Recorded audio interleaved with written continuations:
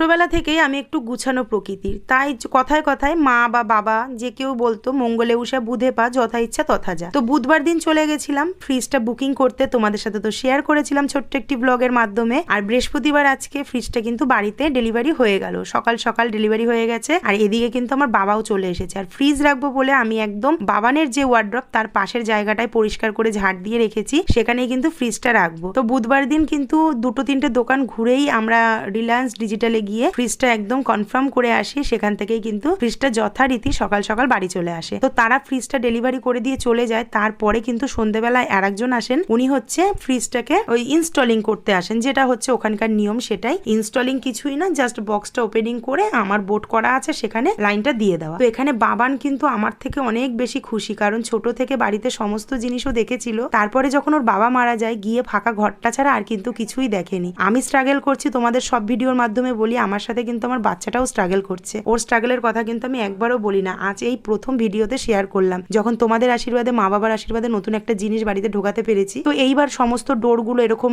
দিয়ে বাবানের হাসি দেখেই বুঝতে পারছো তোমরা যে কতটা ও খুশি হয়েছে। তো ডোরগুলো এরকম আটকানো ছিল, এইগুলোকে বারবার ওপেনিং করতে ও খুব ভালোবাসছে। আর বাবান এই জায়গাটায় বলছে আজকে থেকে এটাই নাকি ওর ঘর। ওয়ালপুলের এই বক্সটাকে শুয়ে নিজের থেকে আমার থেকে ক্যামেরা চেয়ে নিয়ে ও ভিতরটা তোমাদেরকে দেখাবে। দেখো,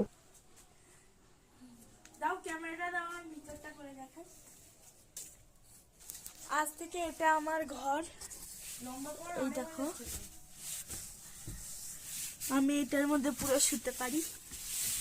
এই যে আমি পুরো শুয়ে পড়লে এই যে আমার পাটা এই অবধি আসছে, আর মাথায় এখনো অনেকটা জায়গা আছে, 1 বিঘা টাইপের। আমি আরামসে শুয়ে আছি। আজকে থেকে এটা আমার ঘর, বুঝলে বন্ধুরা। এইদিকে আমার মা আছে, ওই দেখো। বাচ্চা মনে বাচ্চা বাচ্চা খেলা। যাই হোক, এবার ঘরে চলে এলাম। ফ্রিজের ডিজাইনটা, কালারটা কেমন হয়েছে জানিও। আর এবার ফ্রিজের ভিতরটা ওপেন করে তোমাদেরকে দেখাই ফ্রিজের ভিতরটা কেমন। খুব সুন্দর, একদম ডবল থাকের এবং বরফের মানে আইস ট্রেটা এরকম। আর ওয়ালপুলের ফ্রিজ ভালো হয়, আমার জামাইবাবুর কথাতেই কিন্তু এই ফ্রিজটা নেওয়া হয়েছে।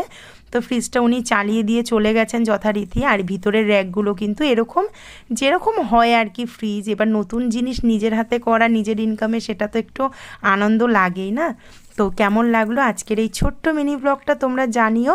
আর ফ্রিজটাও কেমন লেগেছে জানিও। আর বাবানের ছোট্ট ঘরটা কেমন লাগলো সেটাও কিন্তু জানাতে ভুলো না। তো আমারও কিন্তু মনে আনন্দ হচ্ছে। যাই হোক, এই ফ্রিজটা এখানে রেখেছি, আর ফ্রিজটা রাখার পর ঘরটা এরকম লাগছে দেখতে।